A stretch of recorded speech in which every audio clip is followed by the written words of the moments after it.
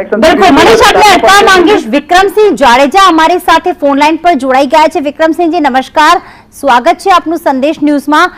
આપની શું પ્રતિક્રિયા છે, કારણ કે આ અગાઉ મકરાણાની પણ આજે અટકાયત કરવામાં આવી હતી, હવે રાજ શેખાવતે પણ આહવાન કર્યું, તેમની પણ અટક કરવામાં આવી છે, આપની પ્રતિક્રિયા શું છે? હવે આમાં જે અમારું આંદોલન જે અહિંસક રીતે ચાલી રહ્યું છે, તો વિરોધ કરવા માટે પણ જો સરકાર દબાવતી હોય, રાજ શેખાવતને આ જેમ કર્યું એ બધું ખરેખર યોગ્ય નથી। એને કઈ તોફાન નથી કર્યા, ક્યાંય તોડફોડ નથી કરી, અમારા આંદોલનમાં ક્યાંય અમે ક્યાંય હિંસાત્મક પગલું નથી ભર્યું કે શેરીઓમાં ક્યાંય તોડફોડ નથી કરી, અમે અહિંસક રીતે આંદોલન કરી રહ્યા છીએ। અને છતાંય જો આવી ધરપકડો થતી હોય તો બિલકુલ યોગ્ય નથી। આ સરકારને અમારે આંદોલનને દબાવવાની એક કોશિશ માત્ર છે। બિલકુલ વિક્રમસિંહજી, જે આહવાન કરવામાં આવ્યું હતું કે કમલમ તરફ ક્ષત્રિયો આગળ વધશે તેઓ મક્કમ છે, રાજ શેખાવતની તો અટકાયત કરી દેવામાં આવી છે, અત્યારે તેમને મુક્ત કરવામાં આવશે, ક્યારે કરવામાં આવશે તેવા કોઈ અહેવાલ નથી।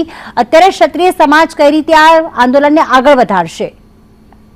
અમારો જો કાલે પાટણ ને ત્યાં અમારા મહેસાણા, પાટણ, બનાસકાંઠાનું મોટું સંમેલન થવા જઈ રહ્યું છે, અને અમે સંમેલન દ્વારા સરકારને મેસેજ આપવા જ માંગશે કે ભાઈ જો ભાઈ બધી જગ્યાએ અમે ક્ષત્રિયો એકઠા થઈ શકીએ છીએ।